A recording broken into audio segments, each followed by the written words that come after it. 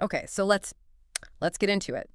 Today, we're doing a deep dive into one of the most common mistakes a tech company can make. And a really devastating one. Yeah, frankly, it's devastating. It's a mistake that happens not because of, bad intentions, but usually out of that early stage rush. Just optimism, right? Exactly. We're talking about that silent debt, that ticking time bomb at the very core of the business. Poor database design. That's the one. It's so interesting because in those early days, everyone's focus is on the shiny stuff. The front end, the cool features. The user experience. Right.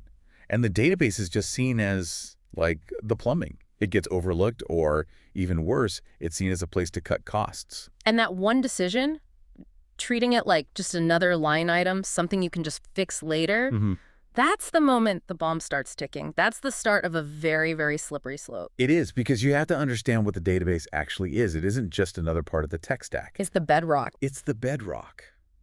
The single source of truth for everything. Every user, every product, every single transaction. It all lives there. If that foundation cracks, everything. Yeah.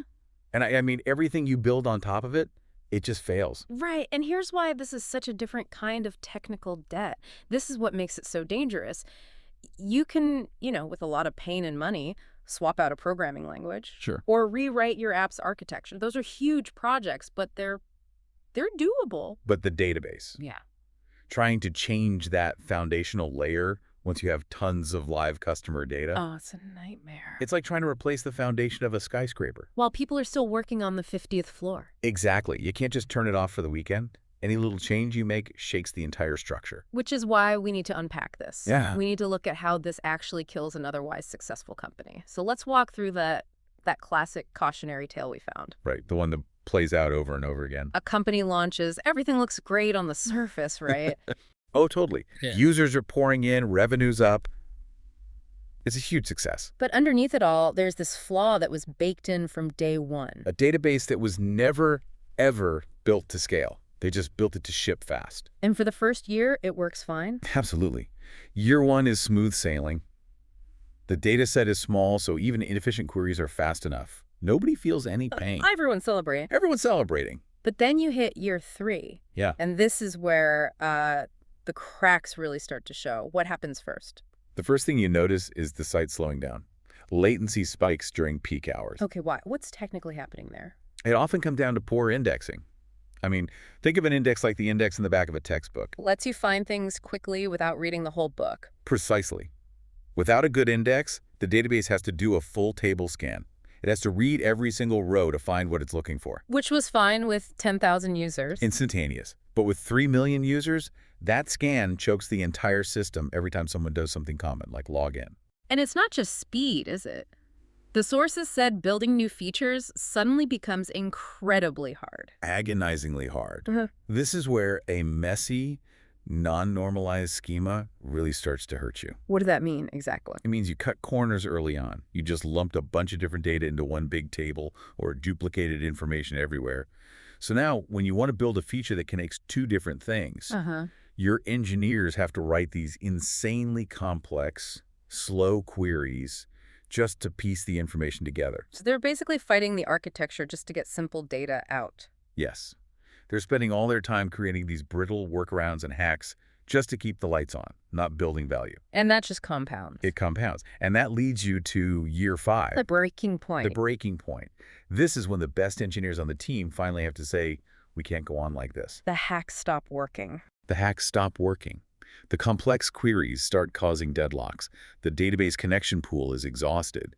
You've hit a wall that more hardware can't fix. The foundation itself is cracking.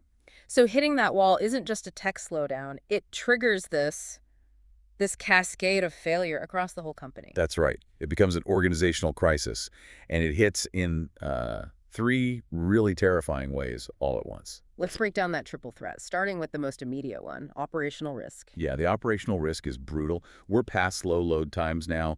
We're talking hard crashes. The system just goes down. System goes down. The database server fails, or key tables get locked. The business literally grinds to a complete and total halt. So what does that look like in the real world? It means new users can't sign up. Your user table is locked. If you're an e-commerce site, customers can't buy anything. The checkout process just failed. Fails completely. Your core revenue-generating functions are just gone, wiped out. Wow.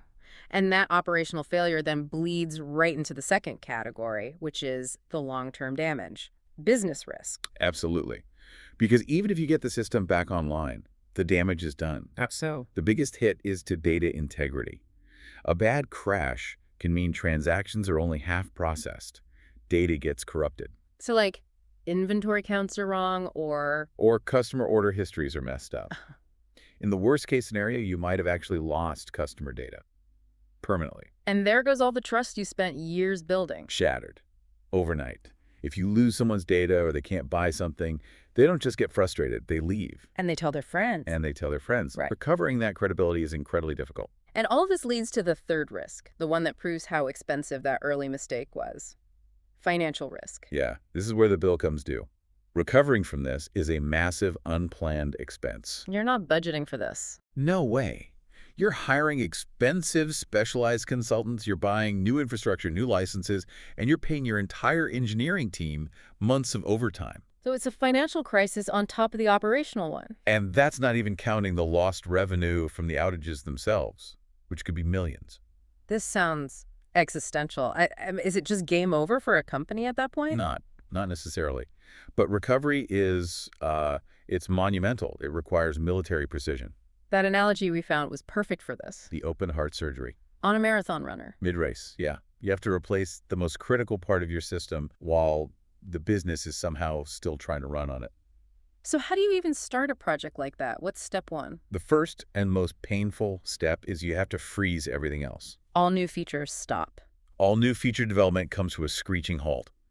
The entire company, from sales to marketing, has to understand that this one problem is now the only priority. So you're immediately sacrificing growth just to survive. Exactly. Then the real work begins. You plan everything on paper first. This isn't a time for moving fast and breaking things. This is a time for measuring 10 times and cutting once. You've got it. You're redesigning the core schema, planning the migration, maybe moving from one type of database to another entirely. That sounds like months of work before you even write a line of code. It is. And then you have the hardest part, migrating the data. You have to move it in small pieces without breaking any of the relationships between the data points. You can't lose a single order or mismatch a user's payment history. If you do, you're done. It has to be perfect. So you plan, you freeze development, you migrate in pieces. Then what? Then you test rigorously. You run a small pilot, maybe route 1% of your live traffic to the new system and watch it like a hawk. Looking for any problems. Any bottlenecks, any issues at all. And only then, after months, sometimes a year of incredibly high-stress work, do you finally make the switch. So assuming they pull it off, we still have to talk about the real bill, the true cost of that mistake from years ago.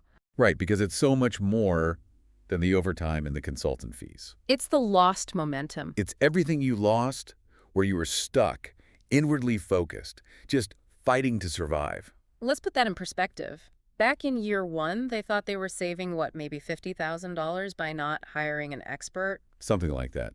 A relatively small amount. But the real cost was millions in unplanned expenses, a burned-out team, and a full year of lost progress. And this is the part that really kills you.